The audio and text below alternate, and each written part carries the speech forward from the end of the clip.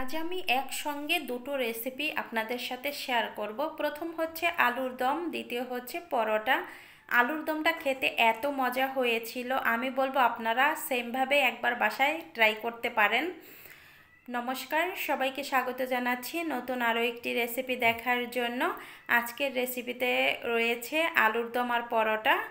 মূল রেসিপিতে চলে আসলাম। প্রথমে এখানে ময়দা নিয়েছি, তারপরে দিয়ে দিলাম লবণ, লবণটা দিয়ে মিশিয়ে নিয়েছি। এখন এখানে দিয়ে দিলাম সাদা তেল, তেলটা দিয়ে শুকনো উপকরণগুলো ভালোভাবে মিশিয়ে নিতে হবে। ময়দার সাথে ভালোভাবে মিশিয়ে নিয়েছি। এরপরে এখানে কুসুম গরম জল দিয়ে দিলাম। কুসুম গরম জল দিয়ে আমি একটা ডো তৈরি করে নিব মাখিয়ে। এই তো মাখাতে মাখাতে দেখেন একেবারে সফট হয়ে গেছে।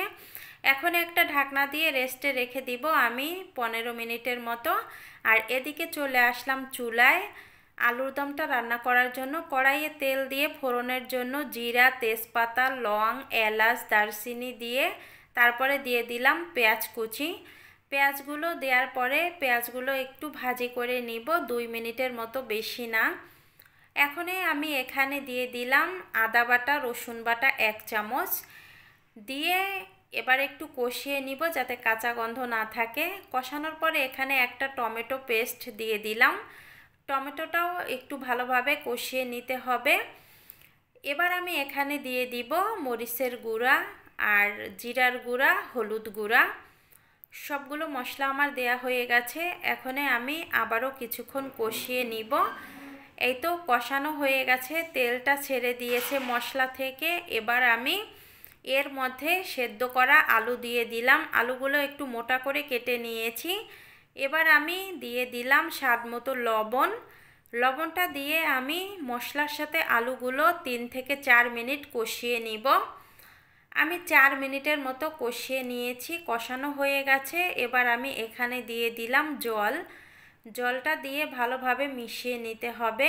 এবার গ্যাসের ফ্লেম হাই হিটে রেখে জাল করে নিব। ঝোলটা প্রায় শুকিয়ে গেছে। এ পর্যায়ে আমি এখানে অল্প পরিমাণে একটু গরম মশলার গুঁড়া দিলাম, দিয়ে এখন উপরে দিয়ে অল্প পরিমাণে একটু ধনিয়া পাতা কুচি দিয়ে দিলাম। আর একটু জাল করে নিব।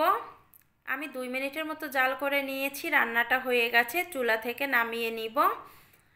এদিকে হচ্ছে এই ডোটা একেবারে মসৃণ হয়ে গেছে। দেখেন 15 মিনিটে আমার রান্নাটা হয়ে গেছে, যেহেতু সেদ্ধ আলু। এখন আমি অল্প পরিমাণে একটু ডো হাতে নিয়ে একটা পরোটা হবে এরকম নিয়েছি। এবার এই রুটিটা আমি প্রথমে বেলে নিব। এজন্য আমি একটু ময়দা ব্যবহার করে নিয়েছি রুটিটা বেলার জন্য। আপনারা চাইলে তেল দিয়েও বেলে নিতে পারেন। রুটিটা বেলে নেওয়া হয়ে গেছে। এখন আমি উপর দিয়ে তেল ব্রাশ করে নিচ্ছি। তেল ব্রাশ করার পরে উপর দিয়ে একটু ময়দা ছিটিয়ে দিচ্ছি। ময়দা ছিটিয়ে এই তো এপাশ থেকে একটা ভাঁজ দিব। এখন আমি এপাশ থেকেও একটা ভাঁজ দিব। দুই পাশ থেকে ভাঁজ দেওয়া হয়ে গেছে। এবার এপাশ থেকে দিয়ে দিলাম। যেভাবে ভাঁজ দিয়ে নিচ্ছি এভাবে ভাঁজ দিয়ে নেবেন। ভাঁজ দেওয়ার পরে এখন আমি একটা রুটি আবারও তৈরি করে নিব লম্বা করে। লম্বাভাবেও আমি বেলে নিব, আবার আড়াআড়িভাবেও বেলে নিব। বেলে নেওয়া হয়ে গেছে। আমি আগে থেকে ফ্রাই প্যান বসিয়ে দিয়েছি। ফ্রাই প্যানে দিয়ে দিলাম রুটিটা। 1 মিনিট সেকে নিয়েছি। 1 মিনিট পরে উল্টিয়ে দিলাম। আবার নিচের পাশটা যখন 1 মিনিট হয়ে গেছে তারপরে এখান দিয়ে একটু তেল দিয়ে দিলাম। তেল দিয়ে এবার আমি উল্টিয়ে দিলাম। উল্টিয়ে দিয়ে এবার আমি ভাজি করে নিব। আর এই দেখেন পরোটা কিন্তু ফুলকো হতে শুরু করে দিয়েছে, পুরো ফুলকো হয়ে গেছে পরোটা। এখন আমি এপাশ ওপাশ করে ভাজি করে নিয়েছি পরোটা। এবার আমি চুলা থেকে নামিয়ে নিব। চুলা থেকে নামিয়ে নেওয়া হয়ে গেছে। এবার আলুর দমটা আপনাদের সাথে একটু শেয়ার করি। দেখেন কতটা লোভনীয় হয়েছে। আমার বাসার সবাই খুব প্রশংসা করেছে আলুর দমটা, এতটাই মজা হয়েছিল। এবার পরোটা আমি একটু ছিঁড়ে দেখাচ্ছি আপনাদের। মাঝখানে কিন্তু প্রত্যেকটা লেয়ারই ফাঁকা হয়ে গেছে, সেটা না দেখালে আপনারা বুঝবেন না। এই দেখেন প্রত্যেকটা লেয়ার একেবারে ফাঁকা।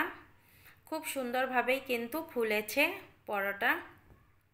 আপনারা কিন্তু সেমভাবে বাসায় দুটি রেসিপি শেয়ার করতে পারেন, দেখবেন সবাই খুব প্রশংসা করবে আপনার এই রেসিপি খেয়ে। আজকের ভিডিওটা আমি এখানেই এন্ড করলাম।